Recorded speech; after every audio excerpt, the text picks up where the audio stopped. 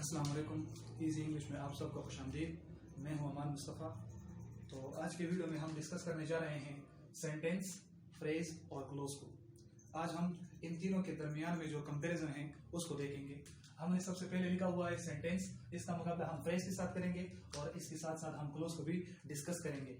इन तीनों को हमने एक कैटेगरी में इसलिए लिखा हुआ है क्योंकि ये तीनों जो हैं इनमें से कुछ ऐसी चीजें हैं जो इन तीनों में कॉमन है और कुछ ऐसी चीजें भी है इन तीनों में जो कि इनमें जो है ना वो अनकॉमन है, जो है इनमें जो है ना वो डिफरेंस भी पाया जाता है इन तीनों के दरमियान। तो सबसे पहले हम सेंटेंस को देखते हैं। सेंटेंस जो है इसकी डिफिनेशन को हमने कुछ यूं लिखा है कि it is a group of words. Sentence जो है ये अल्फाज का एक मजमुआ होता है। इसी तरह फ्रेज के नीचे भी हमने यही अल्फाज लिखे हैं कि a group of words. Phrase जो है ये भी अ ग्रुप ऑफ वर्ड्स हैं और इसी तरह क्लोज जो है ये भी it is a group of words. ये भी जो है ये अल्फाज का एक मजमुआ होता है। लेकिन क्लोज में एक बात जरूर याद रखें कि close must have subject and verb combination. Close में जरूर सब्जेक्ट और वर्ब का जो कॉम्बिनेशन है वो जरूर होना चाहिए। सब्जेक्ट और वर्ब को ही हम क्लोज कहते हैं। अब इनमें जो ये तो तीनों में कॉमन चीज हो गई कि ये भी ग्रुप ऑफ वर्ड्स हैं, इसी तरह फ्रेज भी ग्रुप ऑफ वर्ड्स हैं, इसी तरह क्लोज जो है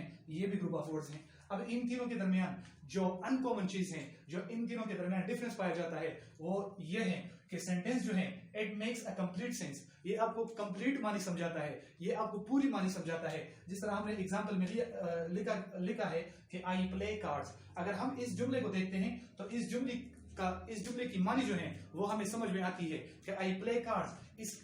इसका मतलब ये हुआ कि हम जो है ना वो कार्ड्स खेलते हैं, हम जो है ना वो पत्ते खेलते हैं। तो इसका जो मतलब है वो हमें पूरा का पूरा समझ आता है। और इस तरह हमने एक और एग्जांपल लिखा है कि he studies English. He studies English, इसका मतलब ये हुआ कि वो इंग्लिश का मुताला करता है, वो इंग्लिश का मुताला करता है। तो ये भी जो है ना ये एक कंप्लीट सेंस जो है ये हमें प्रोवाइड करता है। ये एक कंप्लीट सेंस जो है ना कंप्लीट मान ये हमें देता है।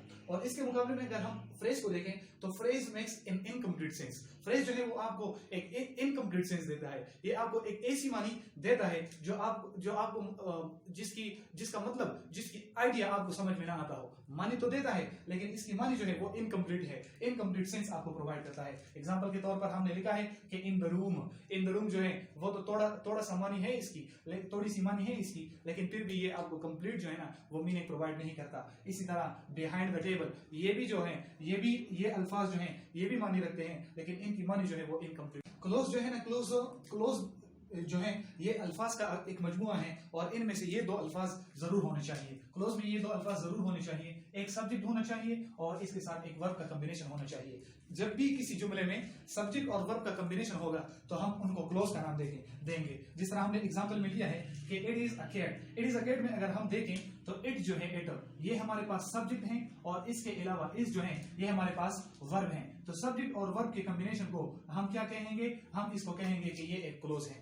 तो सब्जेक्ट, तो सेंटेंस, फ्रेज और क्लोज, इनमें जो है ना ये डिफरेंस भी पाया जाता है और इसके अलावा इनमें जो है एक अनकॉमन चीज भी है, डिफरेंस भी है इनमें और इनमें जो है ना वो कॉमन चीज भी है। तो कॉमन चीज भी आपको पता चल गई कि sentence a group of words है, फ्रेज भी अ ग्रुप ऑफ वर्ड्स है, इसके साथ साथ क्लोज भी अ ग्रुप ऑफ वर्ड्स हैं। लेकिन तीनों के दरमियान, तीनों के बीच में जो डिफरेंस है वो ये है कि सेंटेंस जो है आपको पूरी मानी देता है, इसके अलावा फ्रेज जो है वो आपको इनकम्प्लीट मीनिंग प्रोवाइड करता है। और अगर आप फ्रेज के मीनिंग को कंप्लीट करना चाहें तो इसके साथ जरूर कुछ अल्फाज आपको ऐड करने होंगे ताकि ये फ्रेज का जो मकसद है, मतलब है, उसकी आइडिया जो है वो आप कंप्लीट तरह से समझ में आ जाए। इसके साथ क्लोज जो है ये सब्जेक्ट और वर्ब का कॉम्बिनेशन है। जिस तरह हम आम सेंटेंस को लिखते हैं, जिस तरह हमने सेंटेंस के नीचे जो लिखा है कि आई प्ले कार्ड्स, इसमें भी जो है क्लोज का कंसेप्ट है।